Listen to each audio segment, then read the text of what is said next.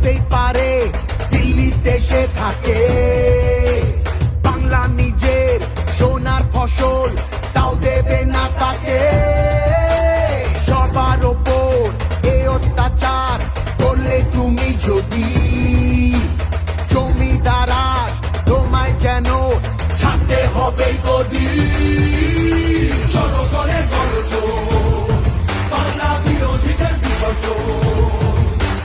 জনগণের গর্জন, বাংলা বিরোধীদের বিসর্জন।